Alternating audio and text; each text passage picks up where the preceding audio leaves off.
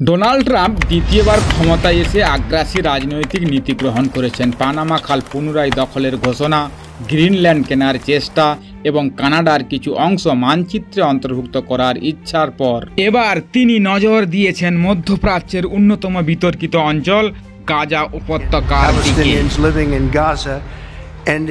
তিনি দাবি করেছেন গাজাকে ধ্বংসস্তূপ থেকে মুক্ত করতে হবে, আর তার সমাধান একটাই, এটি যুক্তরাষ্ট্রের নিয়ন্ত্রণে আসবে। 20 লাখ ফিলিস্তিনিকে পাঠানো হবে প্রতিবেশী দেশগুলোতে। এই ঘোষণায় বিশ্বজুড়ে তোলপাড় শুরু হয়েছে। মধ্যপ্রাচ্যে নূতন সংঘাতের ইঙ্গিত মিলছে, কিন্তু আসল রহস্য কি? ট্রাম্প কেন গাজা দখল করতে চান? জানতে হলে সম্পূর্ণ ভিডিওটি দেখুন। চ্যানেলটি সাবস্ক্রাইব করে পাশে থাকা বেল আইকনটা প্রেস করুন। লাইক এবং শেয়ার করতে ভুলবেন না। চলুন সে সম্পর্কে আলোচনা করা যাক। যুক্তরাষ্ট্রের প্রেসিডেন্ট হিসেবে দ্বিতীয়বার নির্বাচিত হওয়ার পর ডোনাল্ড ট্রাম্প হোয়াইট হাউসে ফেরার আগেই গাজার যুদ্ধবিরতির জন্য মধ্যস্থতা করেন। তার এই উদ্যোগ সারা বিশ্বে ব্যাপক আলোড়ন তোলেন। দীর্ঘদিন সংঘাত থামাতে তার এই প্রচেষ্টা আন্তর্জাতিকভাবে প্রশংসিত হয়। অনেকেই ভেবেছিলেন ডোনাল্ড ট্রাম্প ফিলিস্তিনিদের জন্য আশীর্বাদ হয়ে আসবেন, কিন্তু বাস্তবে তার পররাষ্ট্রনীতি বাইডেন প্রশাসনের চেয়েও বিধ্বংসী হতে যাচ্ছে।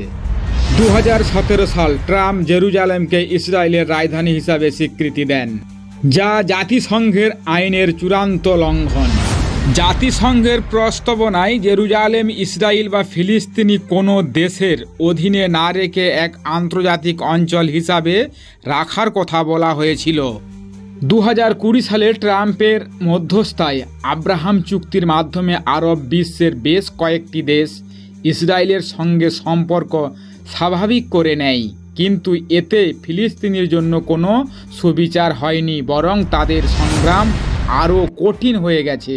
ডোনাল্ড ট্রাম্প যখন দ্বিতীয়বার মার্কিন প্রেসিডেন্ট হলেন, তখন ইসরায়েলের প্রধানমন্ত্রী বেঞ্জামিন নেতানিয়াহু প্রথম বিদেশি নেতা হিসেবে মার্কিন যুক্তরাষ্ট্র সফর করেন।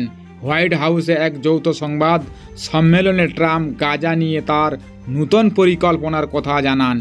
তিনি বলেন, গাজাকে মধ্যপ্রাচ্যের রিভেরা বানানো হবে, যেখানে বড় বড় অবকাঠামো, পর্যটন কেন্দ্র ও উন্নত ব্যবসায়িক সুযোগ থাকবে।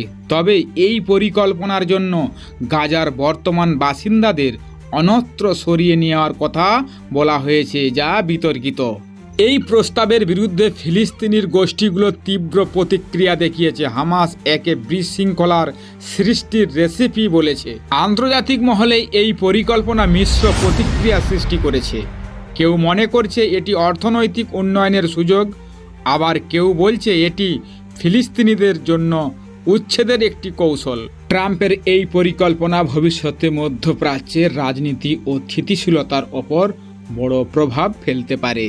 মাত্র কিছুদিন আগেই ডোনাল্ড ট্রাম্প বলেছিলেন গ্রিনল্যান্ডের বাসিন্দারাও নাকি যুক্তরাষ্ট্রের সঙ্গে যুক্ত হতে চায়, অথচ বাস্তবতা ভিন্ন। দীর্ঘদিন ধরে গ্রিনল্যান্ডের জনগণ ডেনমার্কের কাছ থেকে স্বাধীনতার জন্য আন্দোলন করে আসছে।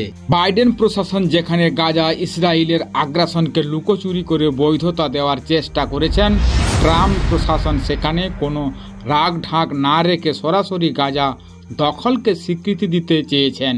ব্যবসায়ী মানসিকতার কারণে ট্রাম্প গাজাকে শুধু রাজনৈতিক ইস্যু নয়, বরং একটি সম্ভাবনাময় প্রপার্টি হিসেবেই দেখছেন। একথা তিনি নিজেই স্বীকার করেছেন। তার পরিকল্পনায় গাজায় আধুনিক উন্নয়ন প্রকল্প বাস্তবায়নের কথা রয়েছে, যেখানে বিশেষ করে সৌদি আরব সহ মধ্যপ্রাচ্যের দেশগুলো বিনিয়োগের আকর্ষণ করা হবে। নির্বাচনী প্রচারণায় প্রধান অর্থদানকারী প্রতিষ্ঠান ইলন মাস্কের পর সৌদি আরবের সরকারি তহবিল পাবলিক ইনভেস্টমেন্ট ফান্ড ট্রাম্পের নির্বাচনী প্রচারণায় অন্যতম বড় অর্থ বিনিয়োগ করেছেন। এই সব বিনিয়োগ ট্রাম্পের নীতির ওপর প্রভাব ফেলে, যা বিশেষ করে মধ্যপ্রাচ্য তার আগ্রাসী কৌশলের সাথে সম্পৃক্ত। গাজায় দখলদারিত্বকে আরও শক্তিশালী করতে ট্রাম্প প্রশাসন ইসরায়েলের ওপর সকল বিধিনিষিদ্ধ তুলে নিয়েছে। ফিলিস্তিনের পশ্চিম তীরের অবৈধ ইসরায়েলি সেটেলমেন্টগুলোর ওপর পূর্বের নিষেধাজ্ঞাগুলো বাতিল করেছেন। এর ফলে ফিলিস্তিনের অন্যান্য অংশগুলো দখলদারি চালানোর জন্য ইসরায়েলের যুক্তরাষ্ট্র আরও প্রত্যক্ষ মদত পাবে। যুক্তরাষ্ট্র সফরে ইসরায়েলি প্রধানমন্ত্রী বেঞ্জামিন নেতানিয়াহু ট্রাম্পকে হোয়াইট হাউসের ইসরায়েলের সবচেয়ে বড় বন্ধু বলে অভিহিত করেন।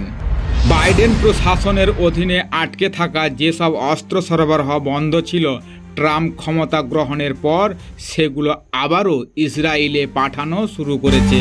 এতে ইসরায়েলের আরও সামরিক শক্তিশালী হয়ে ফিলিস্তিনিদের বিরুদ্ধে আগ্রাসন বাড়ানোর সুযোগ পাচ্ছে।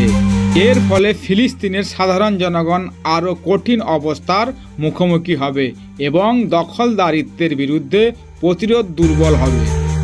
ডোনাল্ড ট্রাম্প কেবল গাজা নয়, বিশ্বের গুরুত্বপূর্ণ অবকাঠামো এবং বিভিন্ন অঞ্চলের মার্কিন আধিপত্য প্রতিষ্ঠার চেষ্টা চালাচ্ছেন। তার নীতি মূলত যুদ্ধ, সামরিক আগ্রাসন ও অর্থনৈতিক দমন নীতির মাধ্যমে যুক্তরাষ্ট্রের ক্ষমতা সম্প্রসারণের কেন্দ্রীভূত। ট্রাম্প প্রশাসনের নীতিগুলো ইসরায়েলের দখলদারিত্বকে আরও শক্তিশালী করছে, যা মধ্যপ্রাচ্যের অস্থিতিশীলতাকে নতুন মাত্রায় নিয়ে যাচ্ছে। এই প্রশ্নের উত্তর সময় দেবে, কিন্তু একটি বিষয় স্পষ্ট, ট্রাম্পের এই নীতিগুলো শুধু মধ্যপ্রাচ্য নয়, বরং গোটা বিশ্বের জন্য বড় এক পরিবর্তনের ইঙ্গিত দিচ্ছে। আপনি কি মনে করেন বিশ্ব কি নতুন এক সংঘাতের দিকে এগিয়ে যাচ্ছে? এ বিষয়ে আপনার মতামত জানাতে ভুলবেন না। ভিডিওটি ভালো লাগলে লাইক, শেয়ার এবং সাবস্ক্রাইব করুন। আরও আপডেট পেতে সঙ্গে থাকুন।